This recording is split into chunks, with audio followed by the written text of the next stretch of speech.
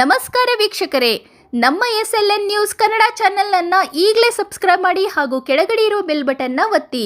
ಇದರಿಂದ ನಾವು ಅಪ್ಲೋಡ್ ಮಾಡುವ ವಿಡಿಯೋವನ್ನು ಎಲ್ಲರಿಗಿಂತ ಮುಂಚೆ ನೀವು ನೋಡಬಹುದು.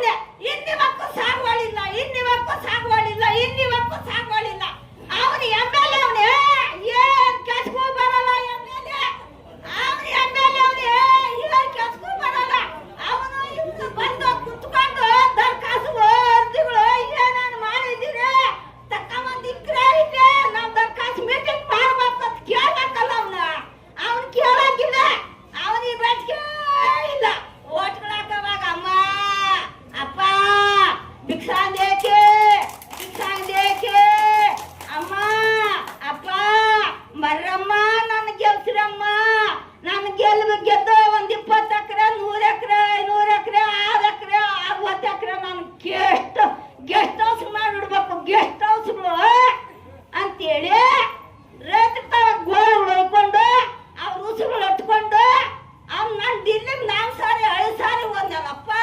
ಇನ್ನಿವತ್ತು ನಾನು ಸಾವಳಿಲ್ಲ.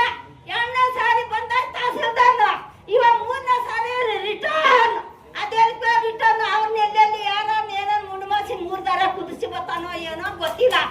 ನಾನು ಒಂದು 60 ಸಾರಿ 70 ಸಾರಿ ತಿರುಗಿ ಸಾಕಾಗಿ ಆ ಟಿವಿ ಒಳಗ ಆ ಮಹಾತಾಯಿ ಎಲ್ಲವಳು DC ಮೇಡಮ್ನ ಮಂದು ತಾಯಿ ಮಹಾತಾಯಿ ನಮ್ಮ ಅಮ್ಮನ ಎಲ್ಲವಳು ಗೊತ್ತಿಲ್ಲ. ಈ ಕೂತ್ಲೋರ್ಕೆಲ್ಲ ಗುಡ್ಸ್ಲಾಕ ಖಾಲಿ ಈ ಜಾಗ ಬಿಡಿಸ್ಬಿಟ್ರ, ಈ ಮುಂಡೆ ಮಕ್ಕಳು ಈ ಜಾಗ ಬಿಡಿಸ್ಬಿಟ್ರು. ನಾನು ಉಳ್ಮೆ ಮಾಡ್ತಾ ಇರೋ ಜಾಗ ಬಿಡಿಸ್ಬಿಟ್ರು.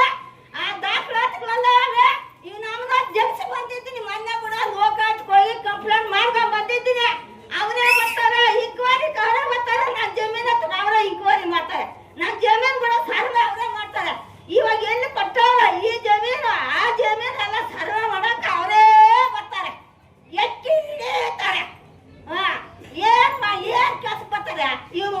ಜಮೀನ್ ಹತ್ರ ಲಾಗಿನ್ ಮಾಡ್ಕೊಂಡ್ ಬರ್ಬೇಕಲ್ಲ. ಸೆಕ್ರೆಟರಿಗಳು, ಸೇರ್ದಾರಗಳು, ಈ ಕೇಸರ್ಕರು ಇವರೆಲ್ಲ ರೆಡಿ ಮಾಡಿದ್ರೆ ಫೈಲು ಅವ್ರು ಬರ್ತಾರೆ. ತಹಸೀಲ್ದಾರ್ ಕುತ್ಕೋತಾನೆ, MLA ಕುತ್ಕೋತಾನೆ, ಸಾವಳು ಎತ್ತಿ ಬಿಸಾಡ್ತಾನೆ. ಇವಕ್ಕ 3-4 ಆಗ್ಬೇಕಾಯ್ತು MLA ದರ್ಖಾಸ್ ಮೀಟಿಂಗ್. ಇನ್ನಿವಕ್ಕ ಇಲ್ಲ.